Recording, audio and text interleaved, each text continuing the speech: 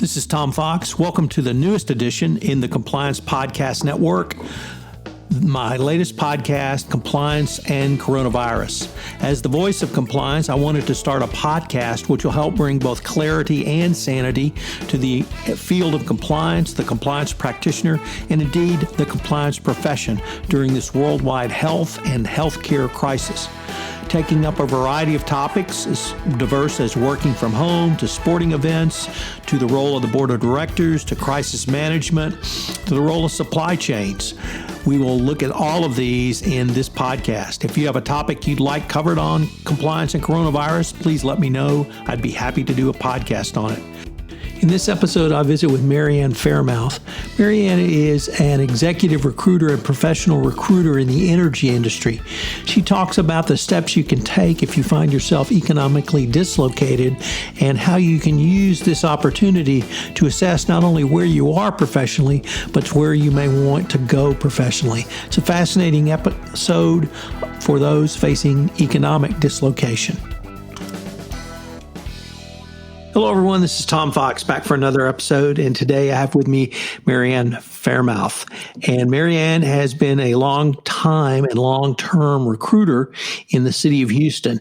And she has seen lots of economic ups and downs, but probably not an economic dislocation, which the city of Houston is now in. So I thought she would be a great person to come on the podcast and talk about what are your options now? What can you do?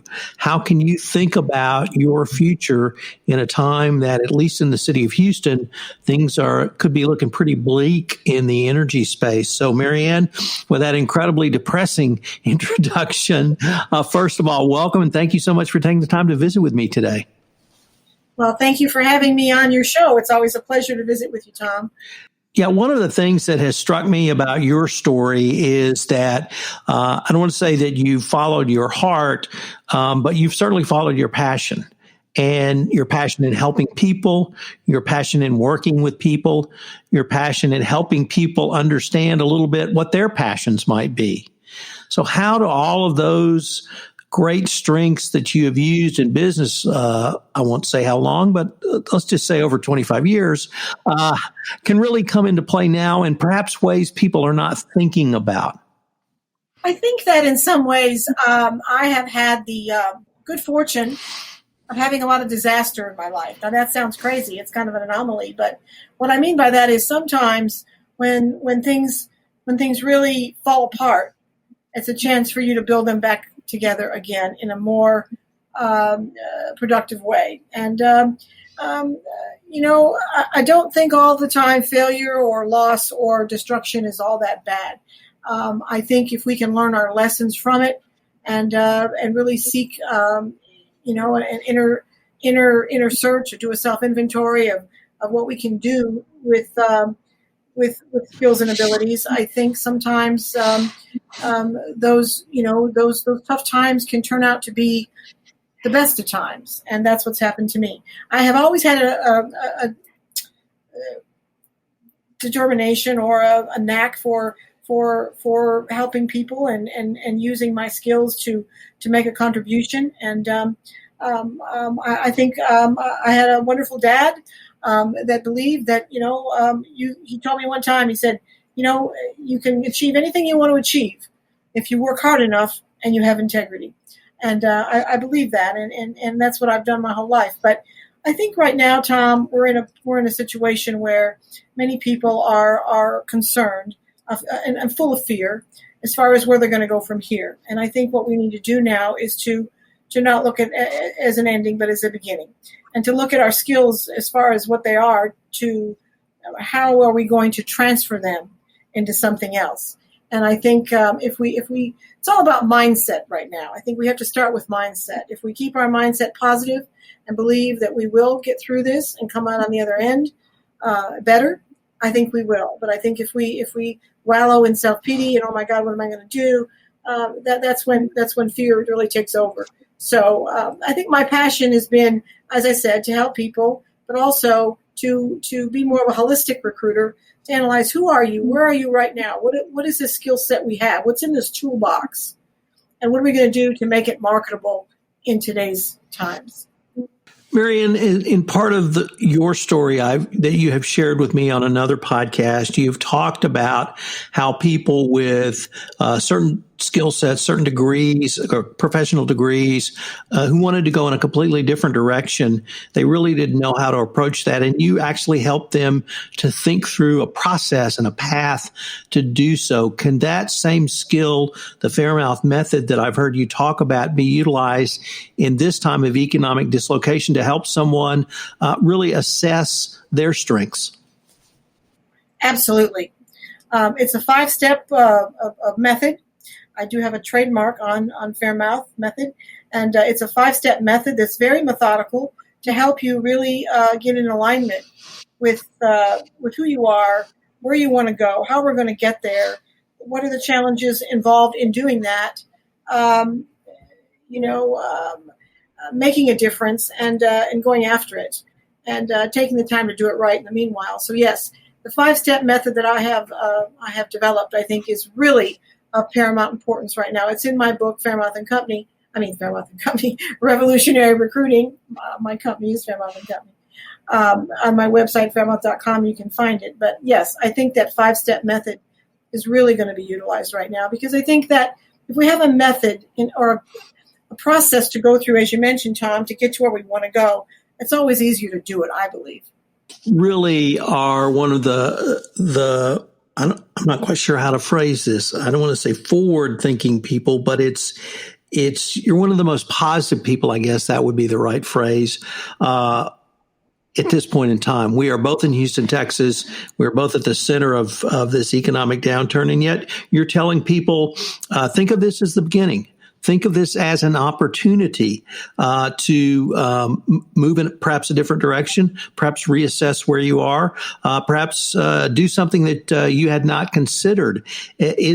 What really gives you the strength, or what in your past allows you to take something like this and look at it as an opportunity? Because I think in my research, in my investigation of people that have really made a difference. For example, William Shakespeare. Okay, William Shakespeare wrote one of his best plays, King Lear, during a pandemic. Isaac Newton. The theory of relativity. A lot of very famous people have made a major contribution to society when things were really not very good, and also I think. I think I have a multidimensional kind of an attitude about life and about work, that it's, I think these days and times it's all interrelated. I mean, years ago, work was here and your life was here and your family was over there. And I think now, the millennials have something, that we can learn from. And that is that they look at, work-life balance. They look at, quality of life. They look at, flex time and being with the family. I think this pandemic might have made us realize or put things in priority as far as what's really important. Because I think I read something the other day, Tom, at the end of our lives, when they're giving us our last rites, or if they don't do that, whatever, you're about to take your last breath. I think the things that are going to be most important are going to be those things that are about relationships. And I think that these times might force us to focus on that more so than when everything's going great. I certainly am a very business-oriented person, and I'm not a la-la land person at all. But I think that I come up with the ideas that I do because of what others that have made a major contribution have done during these times, and how their contribution has made a difference. Mary Ann, how does someone begin a process of self-assessment, or do you really advocate that they work with someone to it's hard to look at yourself sometimes. It's hard to be very brutally honest with yourself. So is having a facilitator, is having a coach, is having a mentor, or is having a professional recruiter something that you would really advocate that someone would use in this time space? I do. I think that, you can start with things that are close to you. Like if you If you think about therapy, some people have a negative feeling about that. I think sometimes, a therapist or therapy or career coach, or even, if you have a religious denomination and you have a church, a priest or a pastor, I think in these times we do need a mentor. We do need some support. I think it's a good thing. I think it's self-inventory is painful. It's scary. Sometimes we don't want to do it, but I think that it's a better step to take than not, because I think if we take that step, sometimes we can avoid a lot of painful mistakes if we have a mentor there that can help us on our journey. And I mentioned to you this before. I think I was very, very lucky growing up in a small town with my grandparents living next door. My grandmother was a strong person, and I learned a lot of wonderful things from her, and I'm grateful to that because my parents worked all the time. So she was like my mentor. And I think these days, there's certainly nothing wrong with seeking out a mentor. I think that's a very, very good thing to do. Before we started the podcast, you were sharing with me a story about, I thought was just fabulous. And it's about how you laid a seed a couple of years ago, and that seed actually came to fruition, I think today even. And so I was wondering if you might talk about how not simply living with integrity, but having your professional life with integrity can pay off literally years down the road in ways you may not have considered. Yeah, I was asked to give a commencement address at a college, and it was during a time when I had so many jobs to fill, and it wasn't an exercise that I was going to get paid for, but it was an exercise that I wanted to do because I felt that I could bring these kids some information, some life lessons that would really help them. And a lot of my friends said, "Oh my goodness, you have all these jobs to fill. You're going to have to go in Saturday and Sunday to fill these jobs. Why are you even going to do this?" And I said, "You know what? I just feel like it's something I want to do." It took me 2 weeks to write the speech. It took me a lot of developmental time to make sure it was really, really good. And the kids and the parents really liked it. And then recently, just today, by the way, I got a call from the dean of this college and asked me to become an adjunct professor and to do virtual class for them or classes for them. And so I guess the moral of that story, Tom, is that, I think sometimes when we look at being altruistic or benevolent or doing something for our fellow human being that might not have an immediate payback, but we're making a contribution, we're helping somebody else, we're stepping out and going the extra mile, I think it only can help you personally grow, but also you never know what can come of that. And I think in these tough times, instead of only thinking about our own situation or what am I going to do, or oh my goodness, why don't we think about what are we going to do right now to help somebody else? How can we help somebody else through these tough times? And of course, it's got to be virtual. We can't go be around people, or we have to wear a mask if we do.